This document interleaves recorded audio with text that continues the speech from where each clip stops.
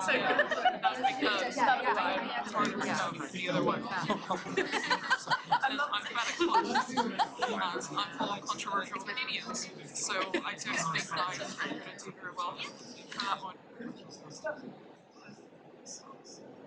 Okay, so we are very happy to have Jose Shayo for the first PSP public lecture.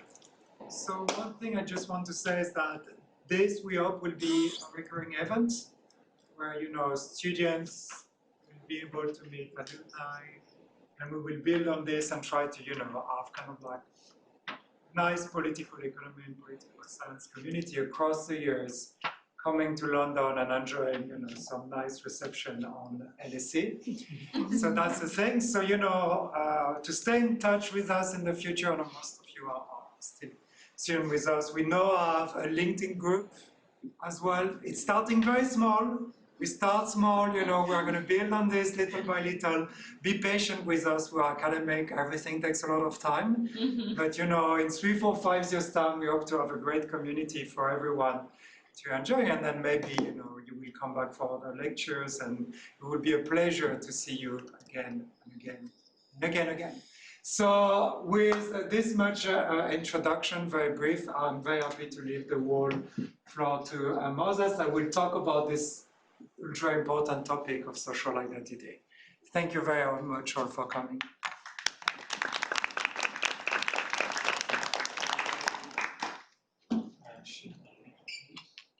Okay. So thanks so much for coming, and thank you, Stefan, for inviting me. I think maybe I'll mute this. No? Yeah.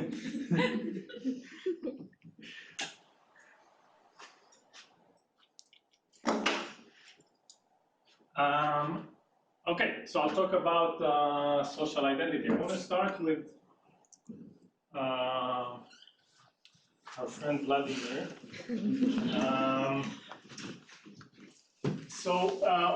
When Putin decided to invade Russia, I think what he had in mind was what happened in 2014, right? So he invaded the Crimea, took it over, not too much resistance. What he missed was what happened to Ukrainian identity in between. So this is just a survey published already in 2020. You could have read this. From the World Values Survey, asking a simple question, which I will also use a similar question in some of my studies.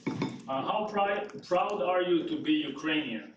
And there was a survey in 2011, right? And then there was another one in 2020. And what you see here is a very stark increase also in 2011, right? 8% said they were not at all proud, and another 19% not very proud, whereas in 2020, there's a significant increase in the people who see themselves and identify, I would interpret this as identify as Ukrainian, which in turn might explain the very fierce resistance that the Russian army faced when they entered the Ukraine. And moreover, as the conflict continues, there's Ukrainians fighting Russians, so that increases the salience of Ukrainian identity and the division between Ukraine and Russia, plus rather unexpected military successes of the Ukrainian resistance and military raises the status of Ukraine, which would also help solidify Ukrainian identity, therefore increasing their fighting power and willingness to fight, and reducing even further the chances for Russian victory. So the fact that identity and conflict tend to reinforce each other is a theme that will come up again and again in this topic. So I want to make basically in this talk 3 points. I'm probably not going to be able to go through all the end of the talk, so at least these 3 points I want to make. One is that political and economic behavior is not just about economic interests, or not even about issues that people debate. A significant part of it, certainly in politics, is about us versus them. Who is my group, who is against me? Which is what I'm going to call social identity. There will be a more formal definition later on. The second point is that, well, it's us versus them, but who is this us? So I'm a member of many groups. Like each one of you can think that of many groups that you are members of. You don't necessarily identify with all the groups that you belong to. You don't think of yourself as primarily a member of that group, willing to fight for that group or trying to do what that group wants you to do. So there are many groups, and we need to understand which groups people come to identify with. And we'll see some patterns or some forces that affect these choices of identity, like conflict, okay, which I mentioned before. Inequality, redistribution, how much inequality, how much differences there are in society. Immigration, prices are also going to be important for explaining how people choose their identity. And the third point is that, well, individual identities affect how they behave, but how do individuals identify that itself is affected by the social and political environment in which we live. So we need to think about the two-way interaction between the two.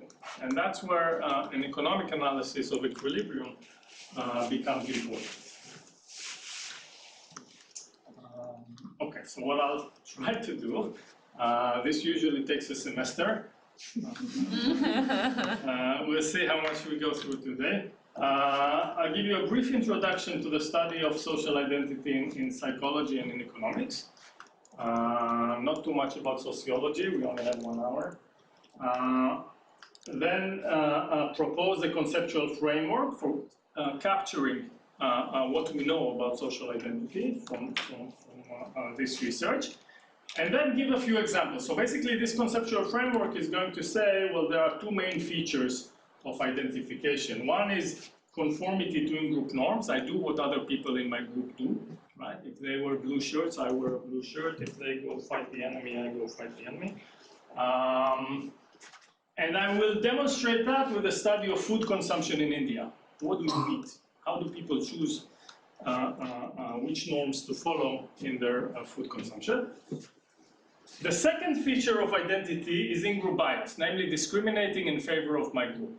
Or not always it's necessarily discriminating, often it is, but just showing a more favorable attitude or behavior that helps more my group than the other group. And we're going to look at that, at decisions by judges in civil cases in Israel. So these are going to be Jewish and Arab judges making decisions when there's a Jew suing an Arab or an Arab suing a Jew.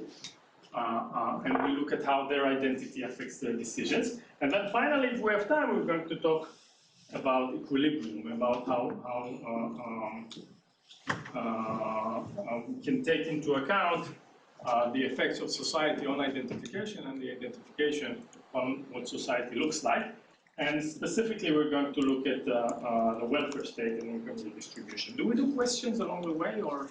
It's you to decide. So if you have questions, I'm happy to take them. It's boring for me just to talk to myself. Okay, so let's start with some questions. Okay, so let's start with psychology.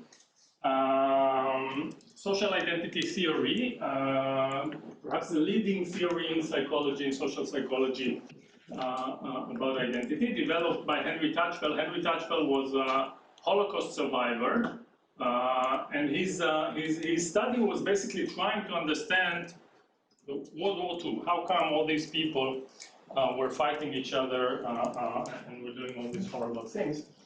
And this is together with John Turner, his student here in the UK, and they proposed the distinction between personal and social identity. Okay, so there's my personal identity, but there's also my social identity. My social identity is that part of who I am, of the individual's self-concept, which derives from that individual's knowledge of his membership of a social group. So there's a, if you want, a cognitive part of it. I know that I'm a member of this group. I categorize myself as a member of this group and not other groups. But there's also an emotional part, which means the emotional significance and the value that they attach to their membership.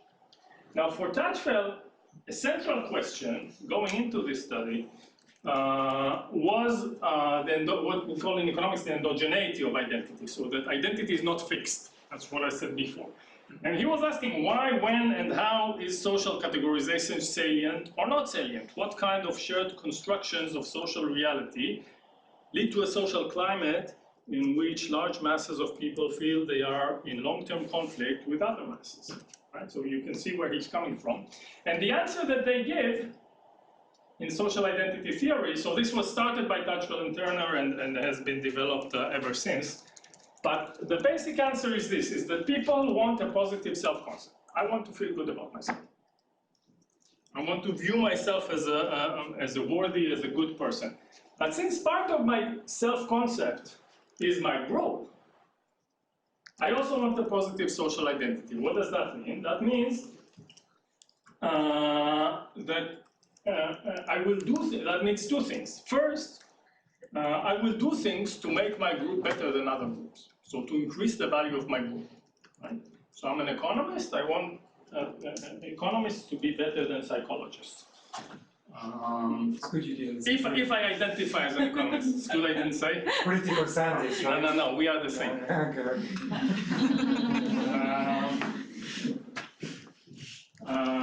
If I didn't say I identify as an economist. But the second issue is that I can choose which group to identify with. And I may not identify with the group, even though I belong to that group. If it's a low status group, well, I'm not going to think of myself as a political scientist.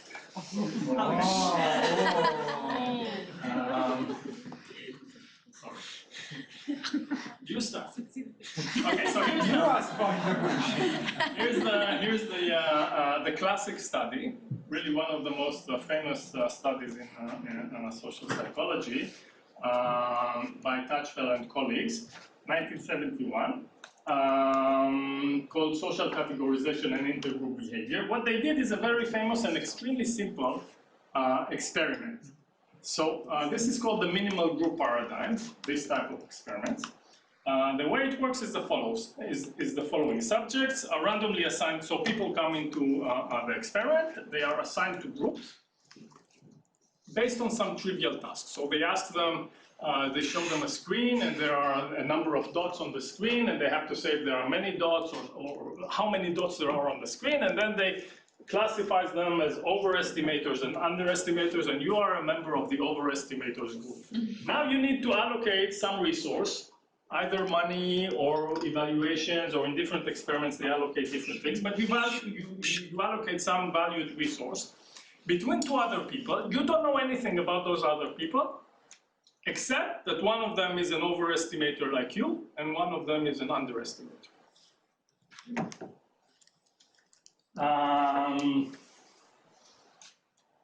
And it's completely anonymous. They don't know who made the allocation to them, and you'll never meet them, and they will never be able to punish you. What they and basically, they let them make two types of decisions. So I draw this. They didn't do this in this way, but this is, I basically draw a budget line, a budget constraint. You need to pick a point on this line. Okay, so this is the payoff for the in-group. Say how many pounds to the in-group, how many pounds to the out-group, and these are different combinations. So if you think about the person who maximizes total group payoffs, right? So their indifference curves would be straight lines like this, and they would choose a point like this, where you maximize the total payoffs. What they find instead is that when people make these allocation decisions between in-group and out-group, they choose something along something here. So maximizing the in-group payoff relative to the out-group, rather than, or the in-group payoff rather than the total payoffs. Moreover, they offer they have budget constraints that look like that. So upward slope, budget constraints. And now, again, if you want to maximize the total payoffs, you would choose a point P here, right? This is the maximum total payoffs.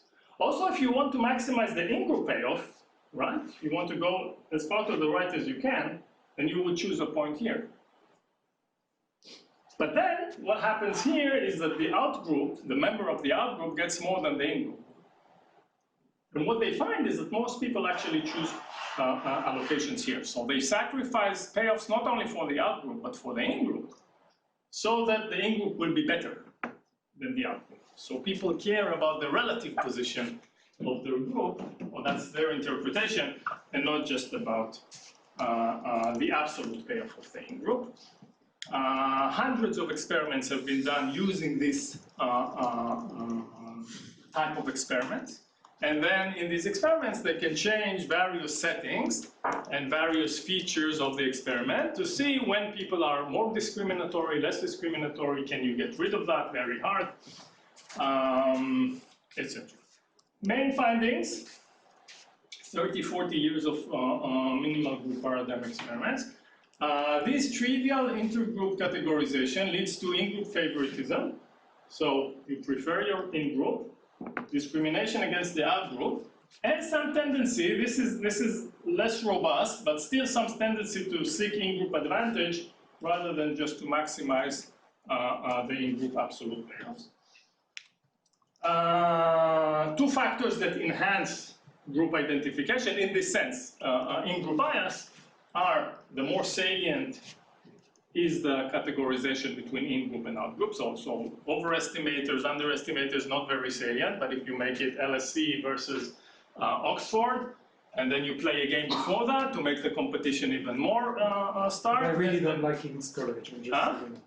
The big opposition is King's College. It's the out-group. Yeah, it's the out-group. Just, you know, he's from King's College.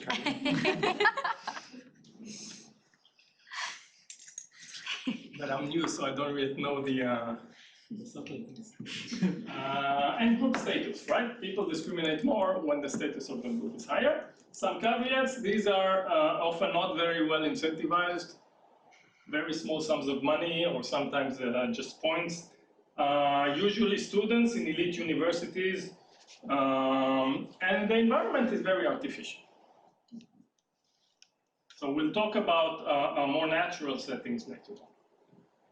That's psychology. This is now Akerlof at Cranton. It's a paper in economics, in the Quarterly Journal of Economics, in 2000, that introduced the notion of identity to economics.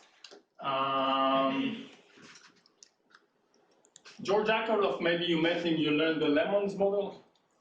Yeah, that's it.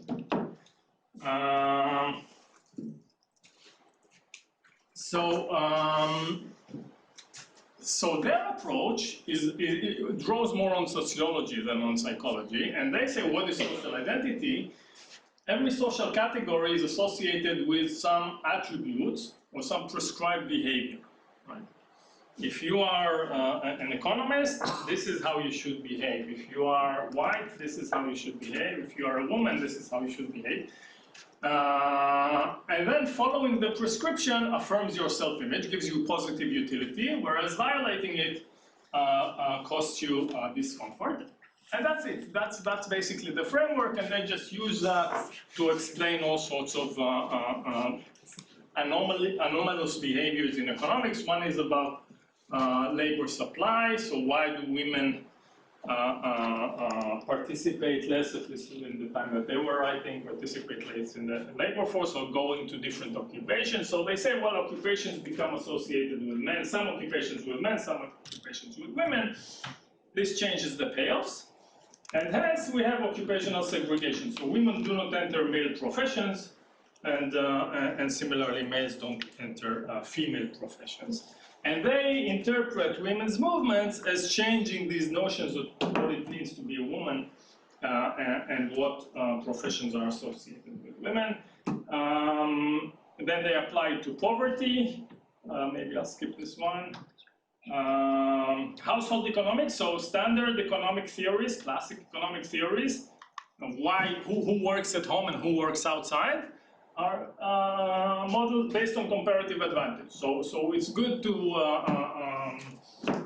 have one of us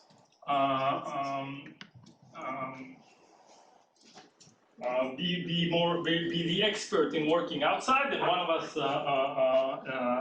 working at home. But what that means is that, well, the one who works outside of home should work less inside and vice versa, right? Because one of us becomes the one who becomes better at working outside should not work in-house. This is the data. So this is a question from the PSID, an American panel survey. How much time do you or your wife spend on housework in an average week? And what we have here is the husband's share of the total housework performed by both of them together. And here is the husband's share of outside hours worked, okay? Working outside for wages. And you see, indeed, when the husband works 100%, when all the hours outside are you know, the only one who works outside and brings in wages is the husband, then indeed the husband works only 10% of the household, of the total household. So far, consistent with the theory. However, when we go to, even when the husband works less than half, even 0.2% of the total hours worked outside, they still work at home less than 40%. Okay? So they say this is clearly inconsistent with the comparative advantage model, and they say, well, to understand this, we need to understand gender norms, right? The norms that prescribe that men should not, that women, so for example, they argue there is a norm that says that a woman should not earn more than her husband, and if she does, then she needs to somehow compensate him, okay, by working more. Okay, and there's some evidence for that. Okay, so these are basically stories that they tell in this paper, 2000, and later there were more empirical studies trying to test these predictions. So I have a review paper from 2 years ago that basically reviews hundreds of different studies in economics, looking at economic behavior, not in the lab, but in actual settings. And the basic claim is this: while the term social identity is new to economics, in practice, a lot of what economists have been studying empirically has been about identity. We just haven't been calling it identity. So we've been studying in-group bias, for example, when we study hiring decisions. So lots of evidence that people hire more members of their own group than they hire other members of out-groups. People promote more, managers promote members of the in-group more than out-group members. In production teams, so there are studies that look at production teams that are heterogeneous, and they show that workers allocate more resources to other workers who are from their group than to workers who are not from their group in a way that is inefficient, right? But they want to help. These are workers who are paid by the amount they produce, so they are biased in terms of co-workers from their in-group. In education, a large literature on discrimination in education by teachers and by graders, even in anonymous exams. There are ways in which we can detect discrimination. I'll talk a little bit later on about behavior of judges in Israel, but there were also studies in the US looking at discrimination by juries or by judges.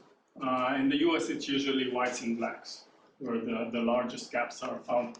Finance, investors, professional investors, invest more in firms whose CEO is from their group. Loan managers, loan officers in banks give more loans, approve more loans to customers from their own group, okay? Or give them better terms. So this is about in-group bias. Then we have lots of studies about conformity. So consumption. In consumption, people consume what their group normally consumes. I mean, everybody who can looks at fashion or but not just fashion. There's a lot of conformity going into consumption. A pretty common trick in environmental conservation is sending people, so you want people to conserve energy or conserve water, and there are all sorts of ways to try to get people to conserve. One of the most effective ones, is to tell people what other people in their group are doing. And if you tell them that other people in your group are consuming less electricity than you, that's a pretty effective way to get people to consume less electricity, etc., and similarly to get people to pay their taxes, etc. Moreover, we have a lot of evidence that such behaviors, in-group bias, conformity to in-group norms, is not fixed. It's not that everybody discriminates to the same extent with respect to all the groups that they belong to. It's endogenous, and it varies with the factors that I mentioned before. Salience of group membership, status of the group. And the one thing that is relatively new that I'll talk about later is the cost of identifying and the price of identifying with different groups. How am I doing on time? I'll fish. So I was told I can show my equations.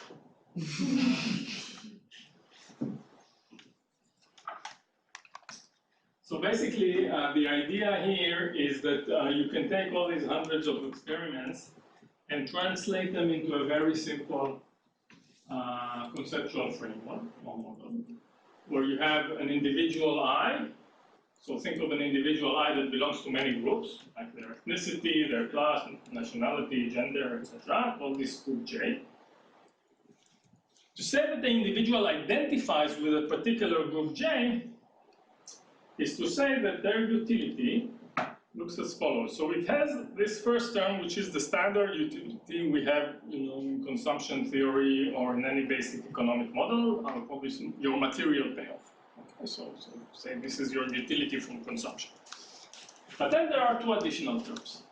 The first term is your perceived distance from group J. So this is Dij, the distance between individual I and group J. The higher this distance, the lower, there's a minus here, so the lower the utility of the individual. So if I identify with group J, I want my distance from the group to be small. The second one is the status of the group. Okay? If I identify with group J, I want my group to succeed. Okay? I want it to win. I care about how it stands vis-a-vis other groups. Okay? I should say these betas and gammas are not necessarily fixed. We know that they can vary across individuals. So some individuals are relatively more individualistic. Other individuals care more about their group. But more importantly is the cultural differences in these betas and gammas.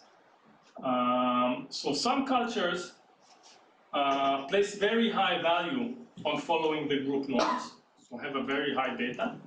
Whereas more Western industrialized countries put a lower weight on the beta, and people follow more their own goals rather than the group goals, which is and less and adhere less to the norms or try to be similar to the group. Okay. What does this model give us? Well, it tells us two things. Given that the person identifies with a given group, it tells us how they're going to change their decisions. So when they choose their consumption bundle, for example, they're not going to look only at this, but they're also going to take into account these parts. So consumption probably doesn't have a lot of effect on status, but certainly affects my distance from other people in my group. So if I identify with a group, I will tilt my consumption towards the typical or the normative bundle of that group. Okay, and similarly, when I take action, say when I make allocation decisions or loan officers making loan decisions or investment decisions, I might take into account the status of my group. So that's the first point. The second point, however, is that this J is not given. People also choose which groups to identify with. And how are they going to choose? People are more likely to identify with the group, the more similar that group is to them. Okay. And given that, people are more likely to identify with groups that have high status than with groups that have low status. So does it incorporate like individualism? Like in your framework, you can actually identify with yourself as a group. Right, so you can say this, yeah. You want to add yourself here to the J. Yes. This is actually a project we're working on now. Some people are individualists. Who are these people going to be? According to this model, it's people who are relatively high status. Yeah. And so different. Like if there's... No, you're not really different from yourself. Well, yeah, that's why you don't want to identify with anyone else, like because they're so different. If you group with anyone else, the average thing of that group is so different from you. Right, and I should note again, this is, I don't show you exactly this function, but this is the perceived distance. Yeah. It's not an objective distance. So if you see yourself as very different from people around you, you already can identify with why is this useful beyond the fact that this, one equation summarizes a lot of results, is that it allows us to think about equilibrium. So we can use empirical studies to look at these orange arrows, right? How the social environment, prices, group status, how that affects how people identify. We can also study empirically how identification affects individual behavior. But what we're often interested in is not just individual, as economists. I mean, psychologists would stop here. We want to understand individual behavior. But as economists and political scientists, we're often interested in what happens to society as a whole. And for that, we want to study, to take into account the fact that, well, given identification, people choose their behaviors, but when everybody chooses their behavior, that affects the social, what society looks like. Okay. And then, if that affects what society looks like, that's going to affect, again, how people identify. So we need to take into account all these three forces, all these three arrows, right, together and try to think. So I propose thinking about something that I call a social identity equilibrium. So a situation where all these things are consistent with each other. So behavior is consistent, each individual's behavior is consistent with her identity. Identity is consistent with the social environment, namely people identify with those groups that are similar to them and that have relatively high status given the social environment, but that social environment is itself a result of aggregate individual behavior. Okay? And now if we can find situations like that, those would be the more interesting situations to look at, because situations that are not equilibria are probably not going to be very stable. We're not going to be... okay. I talked about this, now I want to show you some examples. I'll start with conformity to in-group norms, and I'll look at food consumption in India. So this is from Arjuna Padowai, a wonderful anthropologist, writing about cookbooks in India. And he says, well, food in India is closely tied to the moral and social status of individuals and groups. Food taboos and prescriptions divide men from women, gods from humans, upper from lower castes, one caste from another. So food is really important. And food taboos and prescriptions, what you should eat and should not, that says a lot about who you are. So we chose India partly because of this, because food is really a very dominant choice that people make, and they take identity considerations into that. Plus, they have amazing data on consumption. So the idea is this. India is highly diverse, and it's highly diverse on several dimensions. One dimension is the ethnic dimension. So people have different languages and different cultures, different ethnic groups. Okay. The other one is a religious dimension. Am I Hindu? Am I Muslim? Am I Christian? Within the Hindus, am I upper caste? Am I lower caste? So consider a member of the Gujarati ethnic group. Okay, I'm a Gujarati, and I'm a Hindu Gujarati. Do I identify more as a Hindu, or do I identify more as a Gujarati? We can look at what you consume, and from your consumption bundle, deduce whether you identify more as Gujarati or more as Hindu. And then we can study determinants of identification as revealed by your consumption choices. And we're going to look at three forces. We're going to look at conflict mainly between Hindus and Muslims in India, but we're also looking at conflict between ethnic groups in India. Changes in group status coming from changes in incomes of different groups. And the cost of identifying as a Hindu. So what is the cost of identifying as a Hindu? We can take the typical bundle of a Hindu household. What is a Hindu household supposed to consume? And see what happens when that bundle becomes more expensive or less expensive.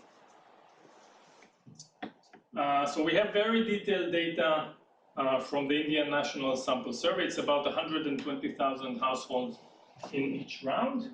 And we have data on conflict, on Hindu-Muslim conflict. So let's start with conflict. So the basic idea, I already talked about it, conflict with an outside group diminishes perceptions of intra-group differences. We are all in the same boat. We're all in the same fight against the out-group, and increases the perceived difference from the out-group.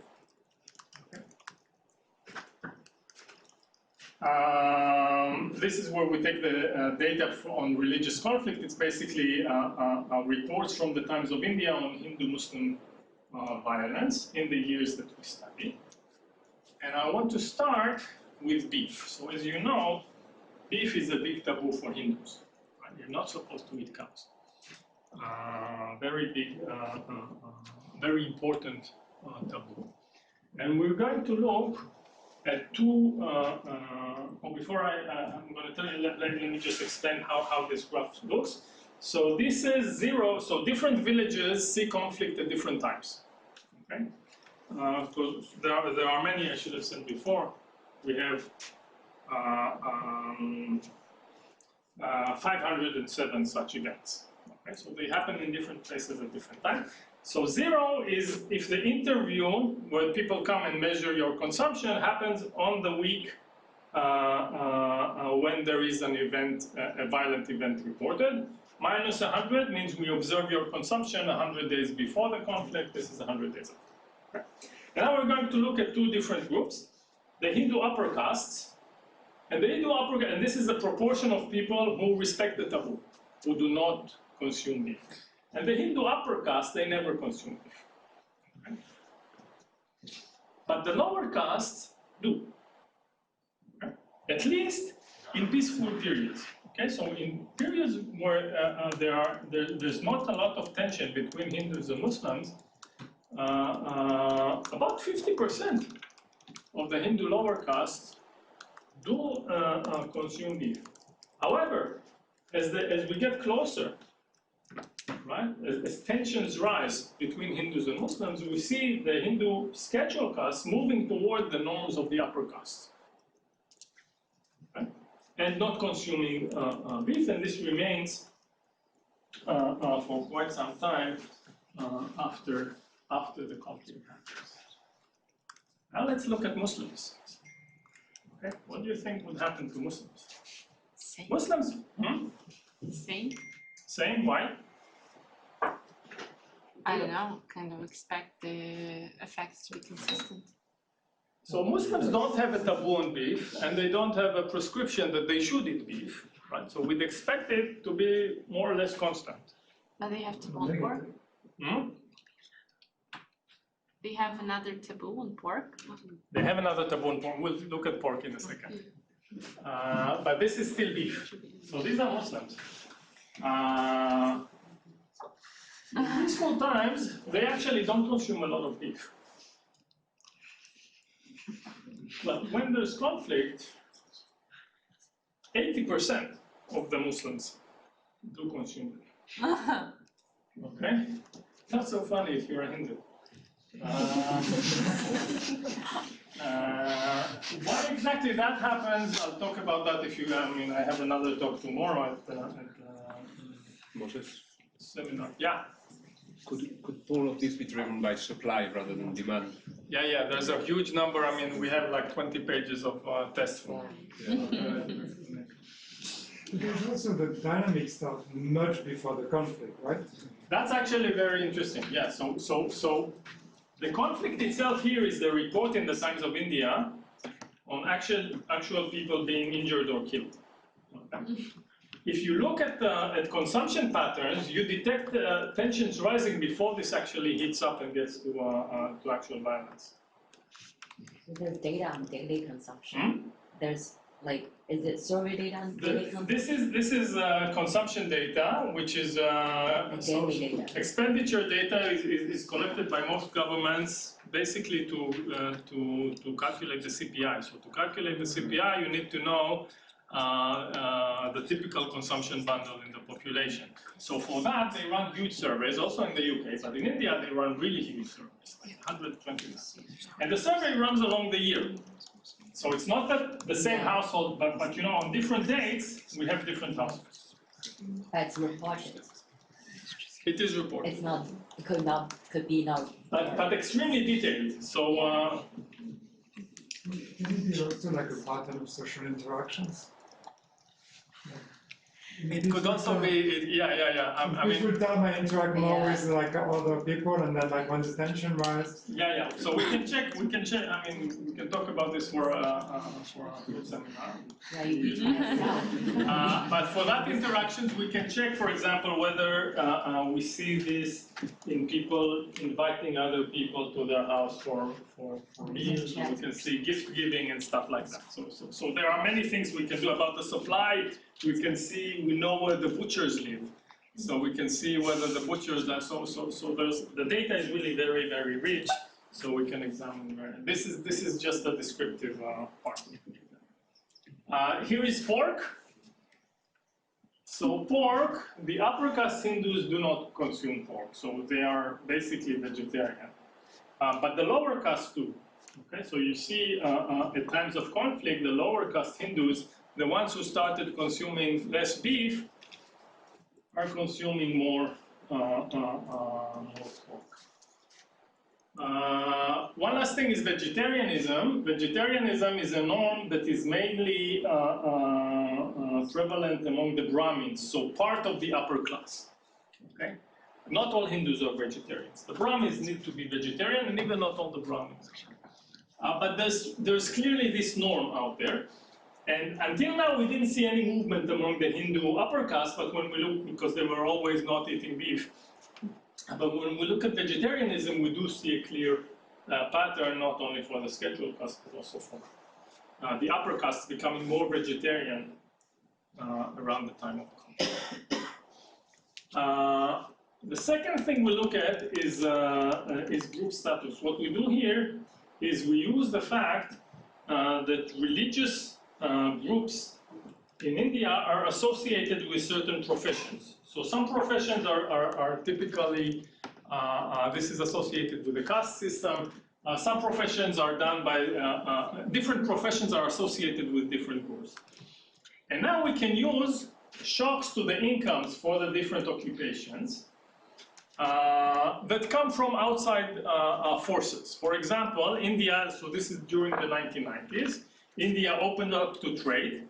Different professions, different occupations now have very different returns, okay?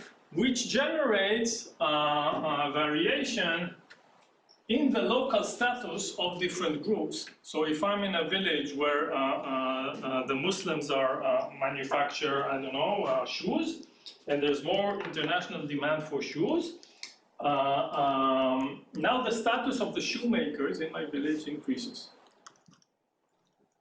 And so, if it's the Muslims that make the shoes, the status of the Muslim group increases, and we see more Muslims observing more the taboo on pork, for example.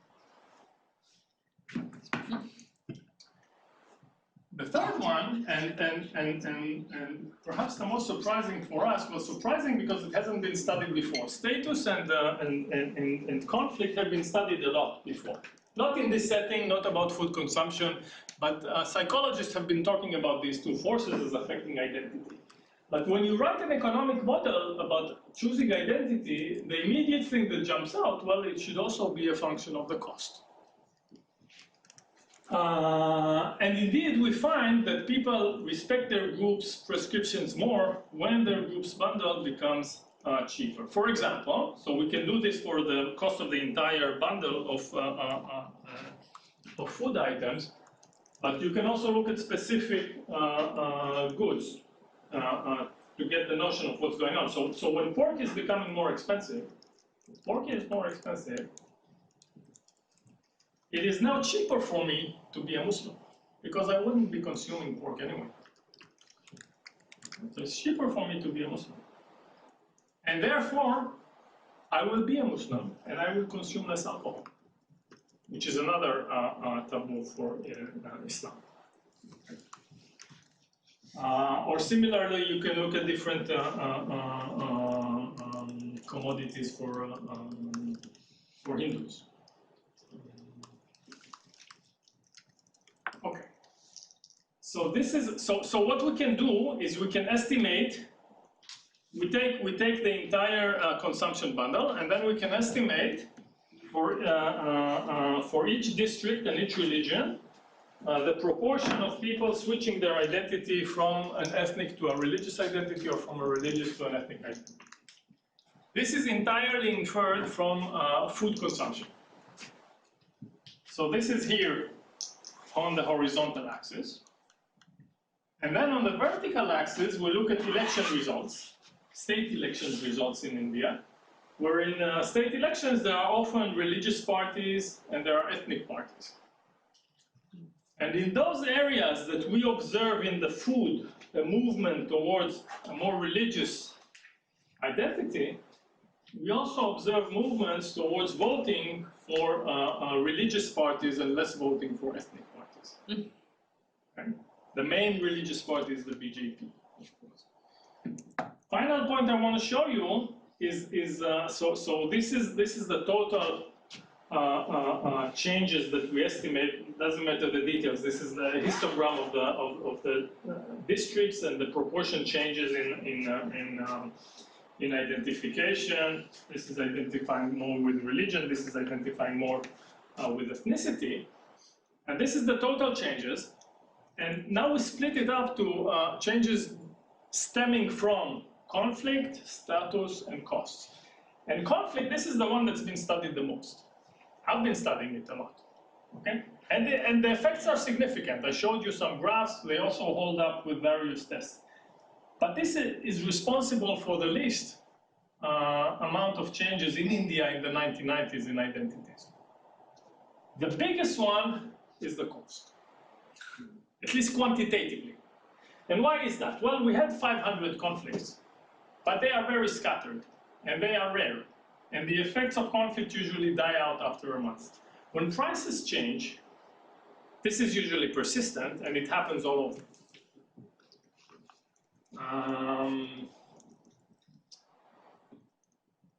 Okay, so identity, I'm out of time. I will summarize this because you heard everything. Let me just show you one more thing. This is about in-group bias. I want to look at civil cases. Civil cases meaning two private people suing each other. And we're going to look at a small claims courts. So these are small claims. Nobody cares about these things. There's one judge, and the judge can do whatever he wants because nobody cares.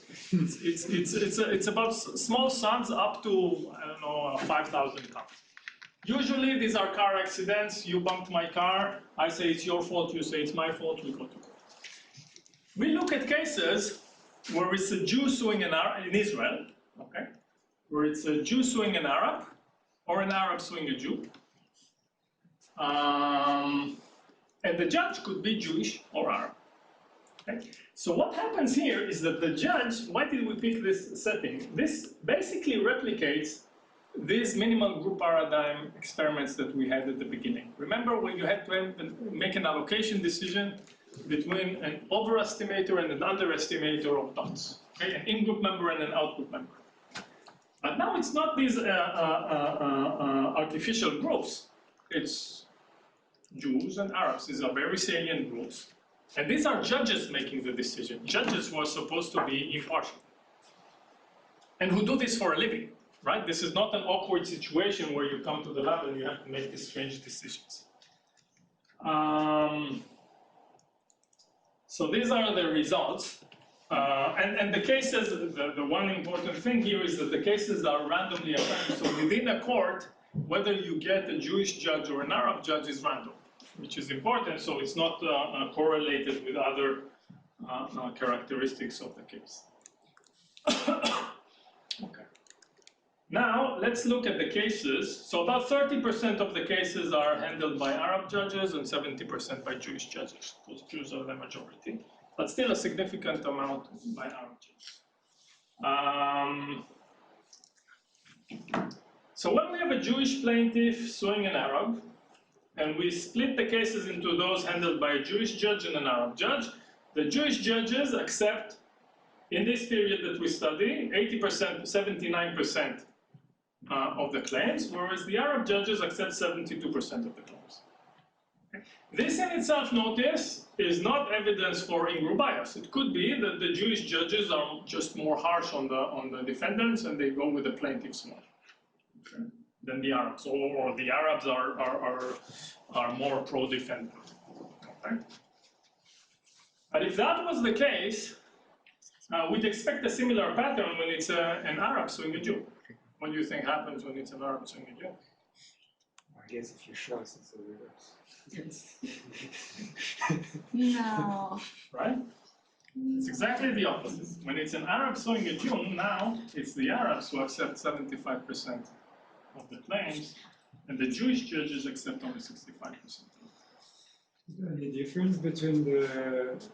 Is it driven only by the Jewish judges, for example? It's driven by both. I won't have time to show it to you, but the way we do that is... So here, all we can say, we cannot say, just from looking at this picture, we don't know who is biased. Right? It could be that the Arab plaintiffs go to court when they have very weak cases, so it's justified to accept the claims by the Jewish plaintiffs more, or the other way around, the Jews go to court very easily. And so from this picture, we don't know who is biased. What we can do, so just our measure of the bias is the difference in these two differences, by how much a Jewish judge is more pro-Jewish plaintiff than an Arab judge is pro-Jewish plaintiff. So we take the difference between this difference and this difference, which tells us that you are 18 percentage points more likely to win a case if you get assigned a judge from your own ethnicity. 18%, that's not a in terms of money, it's about 200 pounds, okay? On average, if you get assigned a judge from your ethnicity. In the US, I should say, by the way, when you're looking at the whites and blacks, it gets closer to 50%. In criminal cases. According to some last thing I want to show you is the bias is not constant, it's not fixed. So we did this study, we took cases during conflict between Jews and Arabs. This was what was known as the Second Palestinian Intifada. Now, the Intifada was characterized by terrorist attacks coming from the Palestinian territories into Israel. These courts are in Israel proper, and the terrorist attacks were not carried out by the Israeli citizens. So it's something coming from the outside, and basically whether a terrorist attack succeeds in one court or the other is unrelated to the specific characteristics of the case.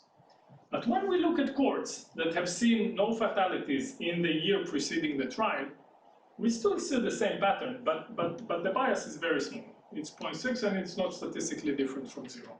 Okay, very little bias in peaceful areas. Where do we see the bias? In places that have seen a positive number of fatalities in the area of the court in the year before the trial. And this is how we answer Stefan's question. Now we can look at how judges react to violence or to fatalities happening in the area of the court. And this we can do separately for the Jewish judges and the Arab judges, and we see that both respond. So the Jewish judges become more pro-Jews, and perhaps surprisingly the Arab judges, when there's been a terrorist attack in the vicinity of the court, the Arab judges become more pro-Arab tactics.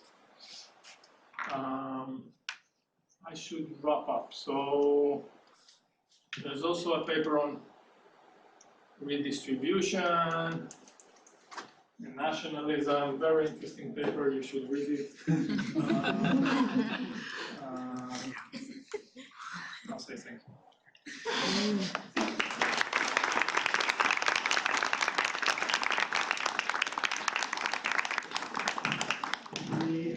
Before we go for the drinks that you're all waiting for, we can also have time for 1 or 2 questions, or 3 even. So if anyone would like to ask some questions. Can you quickly summarize the parts that we're not getting today? Can I summarize the what? The nationalism fighting quick. The nationalism, yes. So that one is, but I'll need. Quick. So this is trying to think about the equilibrium. So namely, how. So let's start with. I need to do the boxes.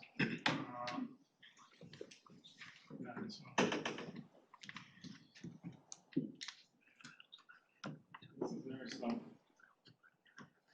Okay, let's start here.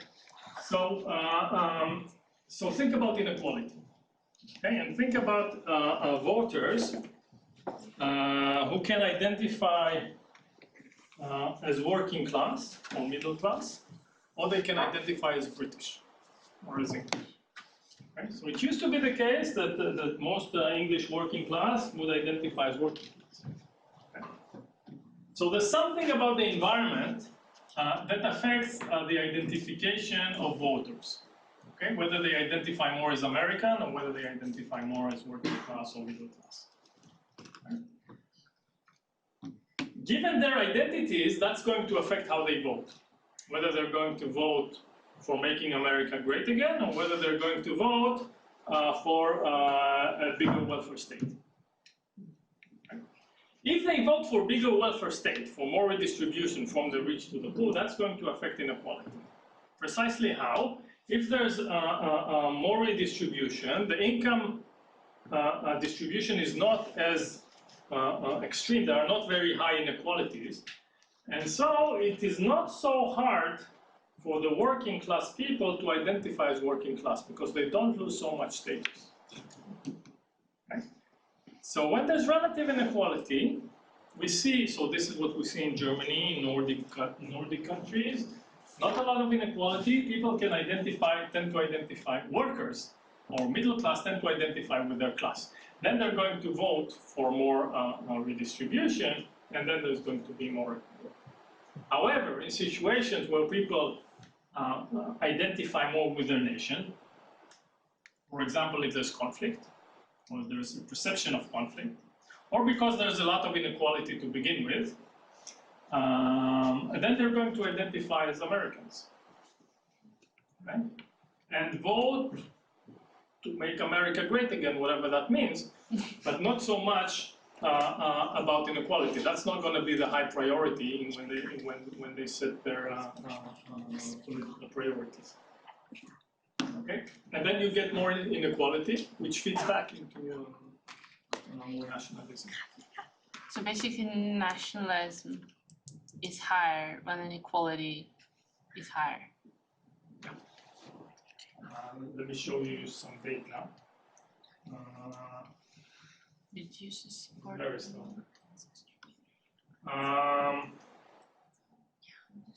This is how much redistribution is going on, measured by how much the pre-tax and post-tax income changes, how much the poor gain from taxes and transfers. And this is the same question I showed you at the beginning with the Ukrainians. This is the fraction of the population that are very proud to be British or very proud to be American. Okay? And you see that in countries where you have a lot of redistribution, Germany, Sweden, Belgium, at least in these years, there's very little nationalism. And in the US, you have people very proud to be American and very little redistribution. The UK is not so far.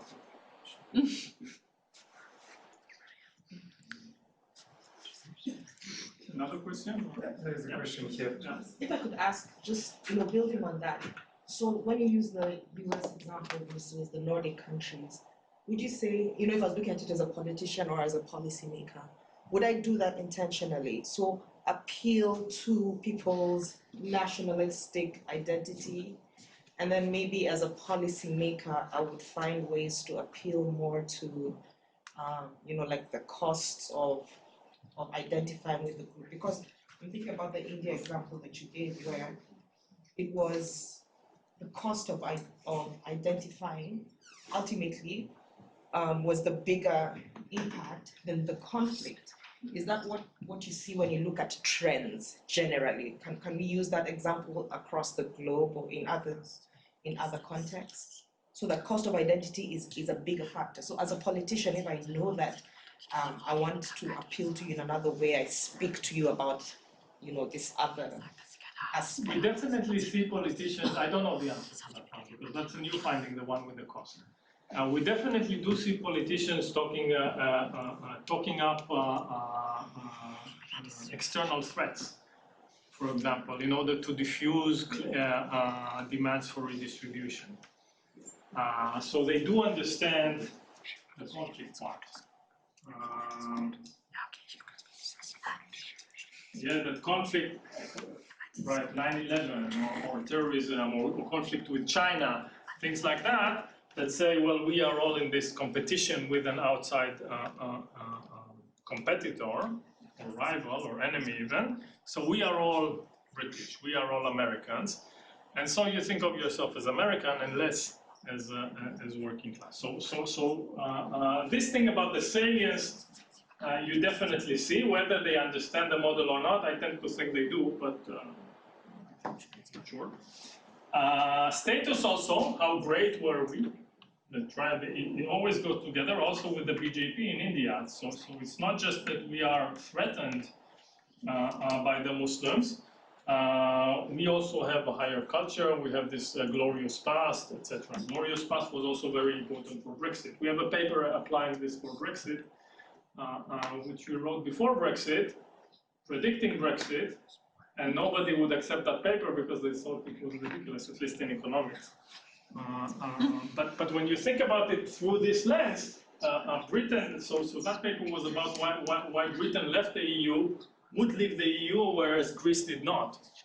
From economic, just plain economics, it made much more sense for Greece to leave than for the UK. But this was not about economics.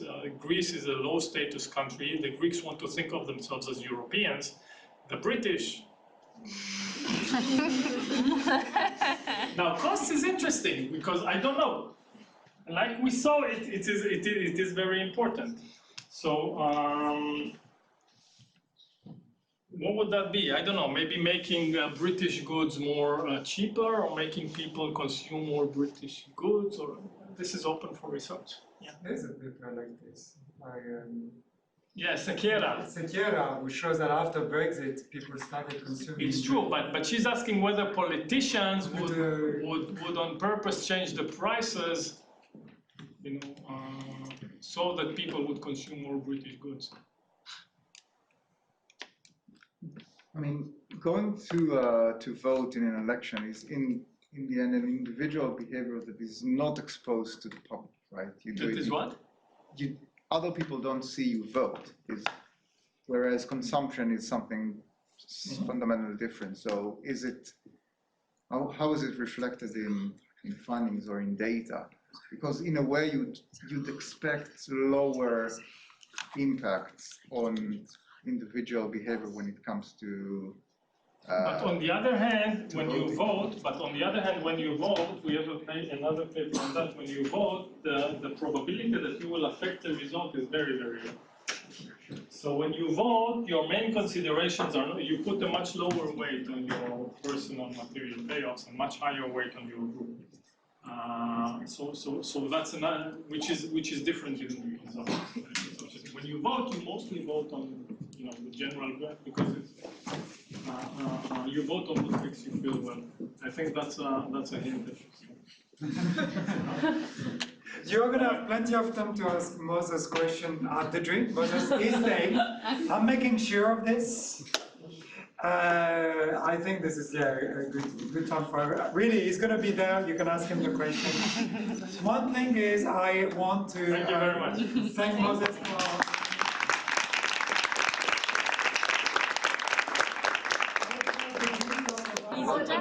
That's true. I think we just haven't understood.